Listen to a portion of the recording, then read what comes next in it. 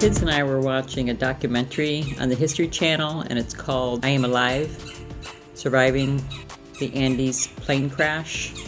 And I'll put a link here. It's still on YouTube. The survival story is one of the most incredible ones I've ever heard. And I highly recommend that you watch it. Just because it shows the perseverance that people have who want to survive in this world, what you can go through, the things that you can go through that you think that you never would be able to, or that you think that you never would.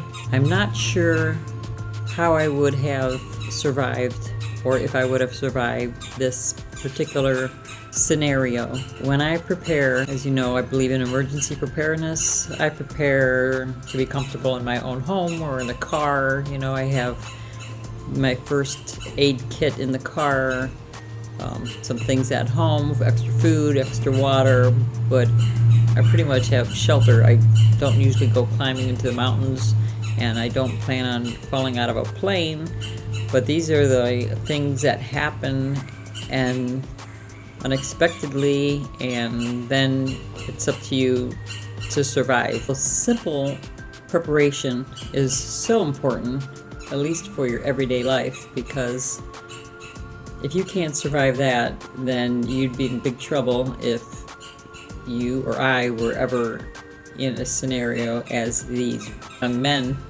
were in. This event occurred October 13th. Yeah, I think it was Friday the 13th. That's the day they crashed. It was a team of rugby players, and they were flying over the Andes Mountains, and their plane crashed. Pilot error. Out of the 45 people that were on the plane, 29 were killed. Not all at the crash. Some died, several died, after the crash from injuries. But there were 16 survivors. You've got to watch this documentary because it's just, there's a movie and there's a book. I remember, actually, I was a little kid and I remember my parents talking about it. It was on the news because they searched for these, 3 countries searched for these people for, I think it was like 10 days, and then they gave up because they said there was no way that anybody could survive in the Andes, where they think they crashed. These people were on their own to survive, and they had to do what they had to do to live, and some did not.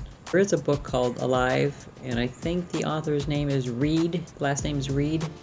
But, the documentary will tell you the name of but several books were made, so you could just do a Google search on rugby players 1972 crash in the Andes, and something should come up. It got me thinking though, would I be able to do what they did to survive? Would I leave that plane to try to, would I just die there? Would I try dying to get out of there? But the thing I took away most from this documentary and from the story, and I think I read the book actually many years ago, but I forgot about it, and for some reason I was thinking about it, and I did see the movie that came out several years ago. It was at the theater, and at the end of the movie they had the survivors actually talking at the end of the movie. So, but it was years ago. I don't even know what year it was that I saw it, but it was at the theaters. I asked myself, would I have left that plane? Would I have had the courage to leave and just go out and hope I ran into somebody, knowing that most likely you wouldn't? Would I just probably die in the plane? It's one of those things that I don't think one would know what they would do until you're in that particular situation. I personally probably would not have survived. I just don't think so. It's after you watch the story, you'll see what they endured, and I don't know how it was physically possible for them to survive the way they did. And even after that crash, and they survived, the ones that did survive, that survived it, then an avalanche comes down on them, nearly killing them, and I think it did kill like 7 or 8 more, I forget exactly, but killed several more of them. But at the end, I think there was like 16 left. So when I complain about things, I think about this, or survivors of the Holocaust, or a survivor like my mother during a war. And my mom always would tell me that, because I would tell my mom, I said, I couldn't do what you did, or I would never survive, and she would tell me, you would be surprised what you are capable of doing when you have to survive. I keep that in my mind, and I hope that I never have to go through anything that extreme. But in my everyday life, I can tell myself, I have nothing to complain about. I've got pain, so what?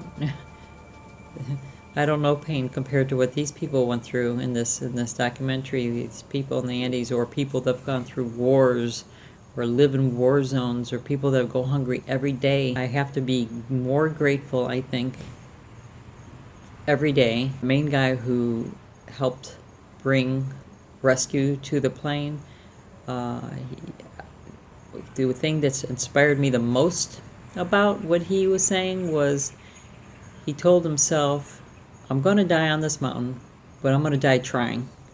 And he said he would put one leg in front, over the other, and take 5 deep breaths, and then take another step and keep going. And he said he would keep going until he stopped breathing. And I said, gosh, that's inspirational. It really is. I tell you that mind over matter has to be it. It has to be the answer, because otherwise, if you see the story, you're going to ask yourself, how in the heck could they have survived it, even with the little bit of rationing there that they did? I don't know how they survived the cold. They didn't have boots. They weren't ready for it. They've never seen snow before.